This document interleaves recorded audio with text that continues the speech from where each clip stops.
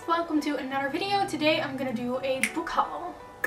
So I have a few books that I wanted to show you that I recently bought, and for some reason all the things that I bought when I was shopping that time were all very beautiful and pretty and like aesthetically pleasing. So I thought, what a better theme for this book haul than art. The first thing I got is actually the very first graphic novel that I have ever bought, and that is Monstrous by Marjorie Liu and illustrated by Sana Takeda. This is a graphic novel that I had my eye on for a pretty long time, mostly because it looks so pretty. Look at it, it's so beautiful. I was incredibly drawn to this art style because it's this mix of steampunk and manga, Asian inspired art. I actually didn't really know what this was about, apart from the fact that it was set in a steampunk slash Eastern Asian inspired fantasy world, and some of the booktubers whose reviews I really trust read this graphic novel and thought it was really good. I had been wanting to try a graphic novel for a longer time, so I just thought, you know what, I'm just gonna buy this one and see what I think of it. It's a little bit difficult to explain what it's about because it's a pretty intricate story. Basically, it takes place in this fantasy world where there are humans and half animal, half humans, which are called arcanics, and our main character is one of those arcanics, and she is half wolf, and there is a war going on between the humans and the arcanics. The plot follows our main character as she's trying to find her little sister. I know that sounds really cliche, but it doesn't come across as very cliche. She's going to find her little sister, who I think, if I remember it correctly, she was in human territory, so she as an arcanic is going to kind of infiltrate human territory. But the interesting part about the story is that our main character has a monster living in herself. Like, for some reason it has kind of embedded itself in her since she was a little kid, and she's also struggling with that because it's kind of trying to come out and take her over and make her do all sorts of evil things, and that is an incredibly interesting concept, which I think I've already read this, I mean, can you tell?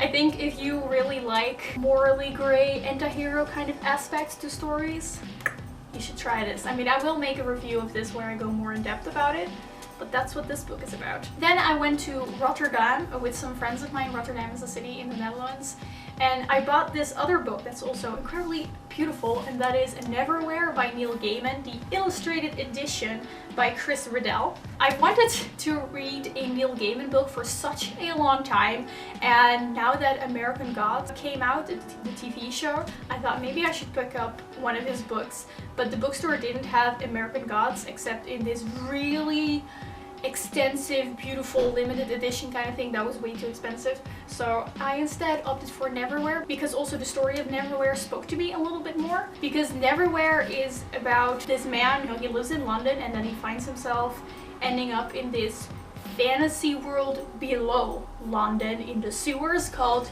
London Below, and all sorts of magical stuff happens there. And I really like stories that take place in a magical world that can be accessed through our world. Also, London.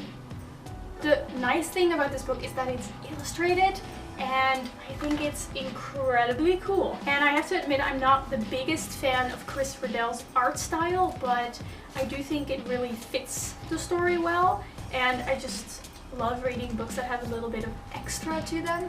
I'm currently reading this, and when I finish this I will also make a review for it.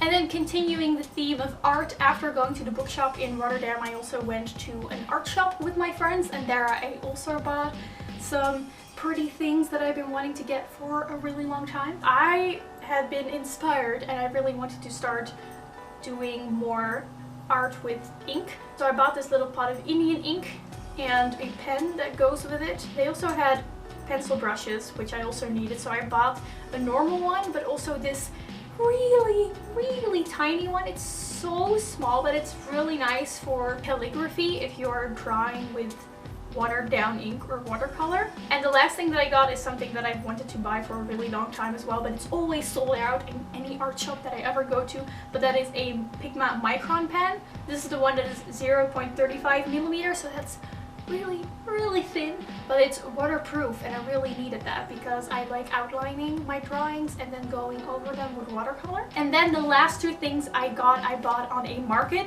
where they had a manga book stand. So I bought 2 mangas. I really like manga, I love the style of it, so that also fits in today's book haul.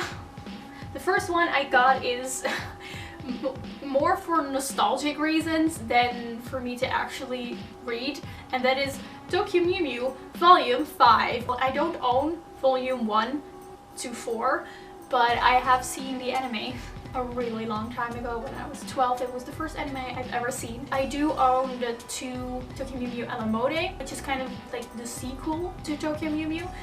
And they had this one and it was only €4, and I just thought I have to get it because nostalgia. And then the next one that I got is Pandora Hearts Volume 1. I've always been interested in reading Pandora Hearts, but for some reason I've never picked it up.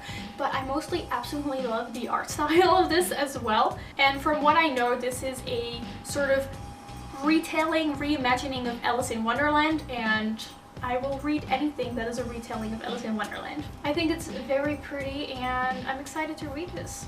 And those were all the pretty bookish stuff that I got. I really hope you enjoyed this video, and I will see you tomorrow with another video of Fetch. Goodbye!